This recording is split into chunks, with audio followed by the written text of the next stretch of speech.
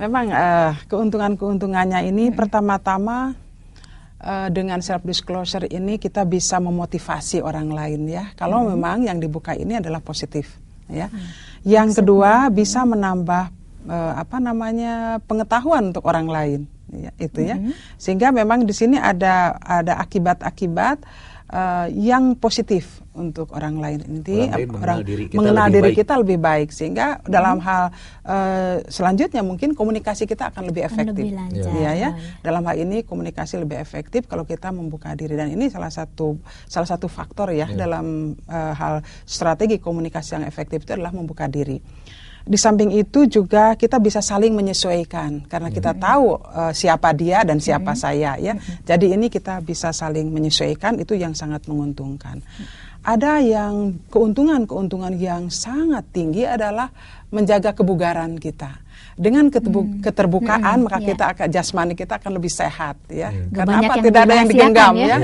Tidak ada yang digenggam. Itu mungkin merupakan dampak. Kalau efeknya itu sendiri kan efek psikologis ya. Karena kita membuka diri maka tidak ada unek-unek. Dulu pernah Pak Jala tahun berapa itu menyebutkan ada komunikasi unek-unek ya. Padahal itu satisfaction communication ya, komunikasi yang untuk memuaskan saja ya, itu dengan keterbukaan ya.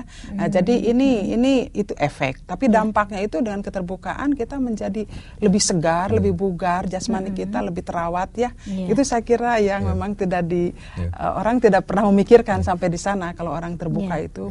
Ya, secara psikologis kita juga kalau menderita sesuatu lalu kita menemukan ada orang yang mendengarkan kita saja, lalu kita melepaskan semua yang kita sembunyikan, kita merasa lega, merasa plong.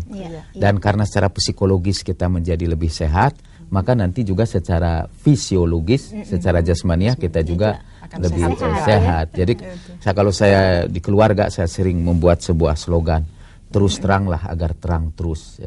Walaupun itu semula iklan sebuah pabrik listrik ya, tapi buat saya itu satu slogan yang utama. Dengan berterus terang keluarga kita menjadi terang terus gitu.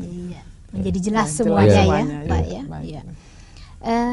Lalu bagaimana teknik atau cara kita gitu kalau kita ingin melakukan pengungkapan diri ini gitu, supaya yang efektif tuh yang bagaimana gitu.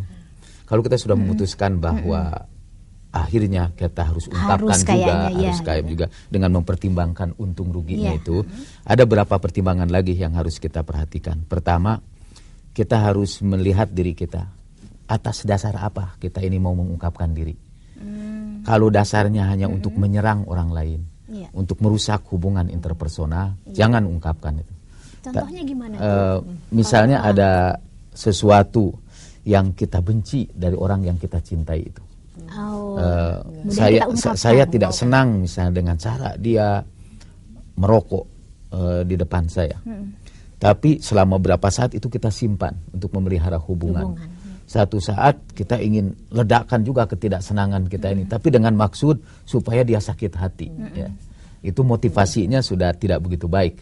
Kalau motivasi pengungkapan diri itu untuk saling memahami, go ahead, teruskan. Ya, yang kedua juga harus kita lakukan konteks ya, situasinya. Apa sudah tepat kita mengungkapkan diri kita? Ya. Yang ketiga, kalau sudah dapat kesempatan yang tepat untuk menyampaikan ini, perhatikan juga apa kita bisa menyampaikan itu dengan jelas atau hanya sepotong saja. Kalau sepotong dan menimbulkan kebingungan, lebih baik jangan saja disampaikan ya.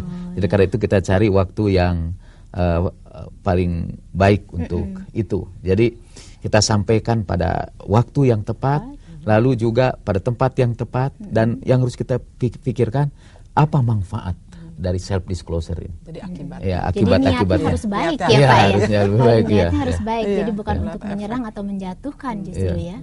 Demikian.